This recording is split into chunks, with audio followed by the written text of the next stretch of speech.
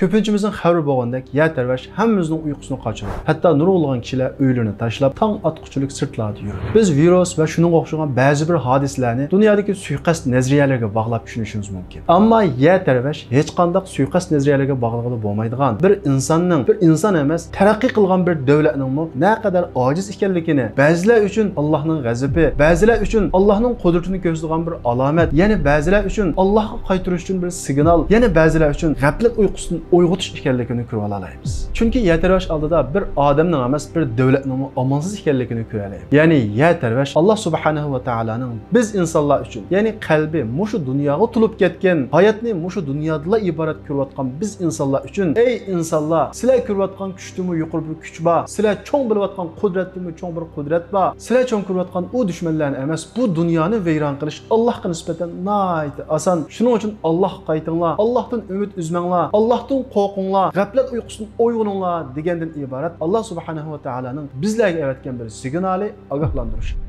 Çünkü Allah Teala Kur'an-ı Kerim'de yer tərvəş ve muşunun oxşagan insanın kudretini halqıgan, insanın acizliğini ispatlaydıgan möcüzevi ayetlerinin, yani Allah'ın bağlılığını gösterdiğin işaretlerinin fakat insanlarını agahlandırış için evetilganlığını Allah Teala Kur'an-ı Kerim'de haber verip وَمَا نُرْسِلُ بِالْآيَاتِ إِلَّا تَخْوِيفًا Biz ayetlerimizni, yani insanın aciz işgalliğini gösterdiğin möcüzelerimizni ularını agahlandırış. Yani ey insan, qançılık körüngler, qançılık özünü güçlük hesapla, senin kudretinde bolmagan, senin gücün yetmeydiğin, sen mi aciz kıldığın mana bu şundaq işlar var deb ularni ogohlantirish uchun avatimiz deydi. Şuna yer tərvəş olsun veya ki onundan başqa insanın ne kadar aciz ekanligini ko'rsatadigan bundaq hodisalardan biz to'g'ri bo'lgan uchurlarni erishimiz kerak. Ya'ni haddimizni bilishimiz kerak. Hamma ishlarning biz o'ylagan qonuniyat bo'yicha bo'lmaydiganligi, biz cho'ng ko'rayotgan, ya'ni sabab nuqtasini biz butunlay aciz qiladigan u dushman, u zolimga Alloh subhanahu va taolaning vaqti kelganda biz qilishga tegishli ishlarni qilgan vaqtida Allohga nihoyat oson ekanligini ko'rishimiz kerak. Ya'ni biz bu hodisalardan Allohning buyukligini, qudratini va kuchini görüşümüz gerek. Ve insan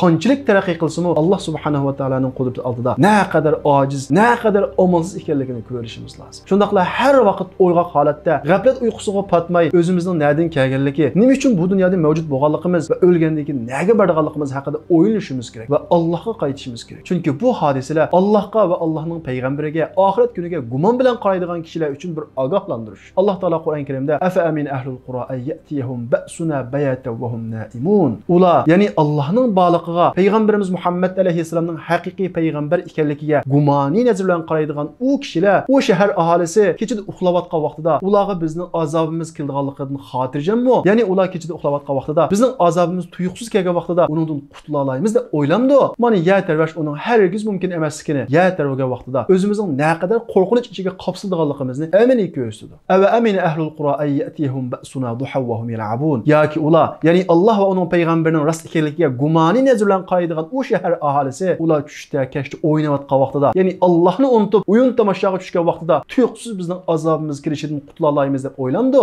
Allohning azobi kelgan vaqtida amalsiz qolasalar, hatto sizlar uxlagan vaqtida tuymay qolasalar, qochadigan hech qanday yan topolmaysizlar. Afa aminu makralloh. Alloh ularga shunday aql bergan tursa, o'zining ojizligini his qildiradigan yer tərvəşga o'xshash ashunday hodisalarni bergan tursa, ular ya'ni nimaga Allohning azobidan xotirjam, ya'ni nimaga bexud fala ya'minu makrallohi illa al-qawmul khasirun. Haqiqiy ziyonkor ana shunday yer tərvəşga o'xshash o'zining ojizligini ko'rsatgan hodisalarni ko'rib turibmi, Allohning azobidan xotirjam, Allohga gumoni nazarda qaragan, Allohning buyruqlariga parvo qilmagan mana shunday kishilar haqiqiy ziyon tortquchilar. Demak, Allohning azobi, Allohning kuch oldida biz ana shunday ojiz. Xo'sh, undaqda yer tərvəga vaqtida, ya'ni Allohning oyati bo'lgan, Allohning borlig'ini va kuchini ko'rsatgan yer tərvəga vaqtida biz nima ish qilamiz? Birinchidan biz musulmon bo'lish sifatimiz bilan yer tərvəga vaqtida duo va istig'for aytamiz. La ilaha illalloh Muhammedur Rasulullah deb shahodat kalimasi aytamiz. Chunki Alloh taolo Qur'on Karimda va laqad arsalna ila umamin min qablik fa akhadnahum bil ba'sa'i wad darra'i la'allahum yatadarra'un. İlgirki kishilarga biz elchilarni, payg'ambarlarni avatdik. Ular uningga ishonmadi, gumoni nazar bilan qaradi. Biz ularga ana shunday ba'simizni, ya'ni yer tərvəş va shunga o'xshagan ularning ojizligini ko'rsatadigan oyatlarimizni, mo'jizalarimizni avatdik. Nima uchun? La'allahum yatadarra'un. Allohga yalinishi, Allohga qaytish uchun deydi. Shunga yer tərvəga vaqtida biz darhol Allohga qaytishimiz kerak, istig'for va duo oldirishimiz kerak. Shundaqla Peygamberimiz Muhammed aleyhisselam chaqmoq chaqqanda va guldirmami chaqqan vaqtida o'qiydigan duosini o'qiymiz. Peygamberimiz Muhammed aleyhisselam chaqmoq chaqqanda va guldirmami chaqqanda, ya'ni shunda qo'rqinch ishlar yuz bergan vaqtida Allohumma la taqtulna bi ghadabik va la tuhlikna bi azabik va afina qabla zalik. Ey Allah, azabın bilan bizni o'ltirmagin. Ey Allah, g'azabing bilan bizni o'ltirmagin. Ey Allah, azabing bilan bizni halok qilmagin. Bizni bundan saq salomat qutulg'in nisb qilgin degan bu duoni o'qiymiz.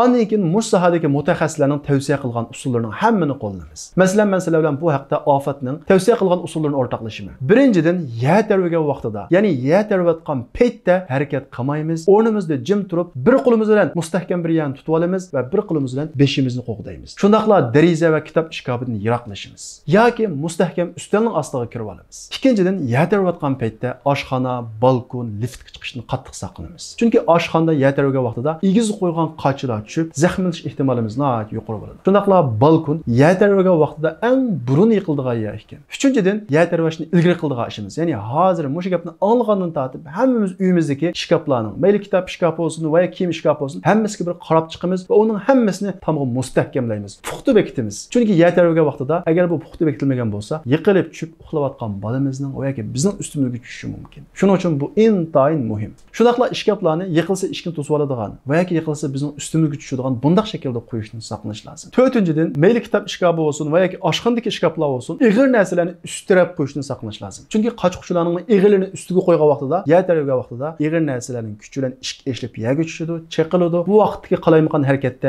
zaxmlanish ehtimolimiz nihoyat yuqori bo'ladi. Agar mumkin bo'lsa, shkaflarning hammasiga sirtdan bir qulub bekitishimiz lozim. Beshinchisi, bu sohadagi mutaxassislarning hammasi tavsiya qilgan ishlarning birisi, hammamizning uyida yer terva somkasi bo'lishi kerak. Ya'ni uningda yer tervigan vaqtida biz paylanadigan, ishlatadigan narsalarning hammasi bor ekan. Ammo buni misal qaramasligimiz kerak. Biz tugangni bog'la, ondan keyin Allohga omonat qil degan Peygamberimiz Muhammed aleyhisselamning ummati. Shuning uchun duo qilamiz. Shuning bilan birga inson tajribasi bilan to'plagan, yakunlagan bu usullarning hammasini qo'llaymiz.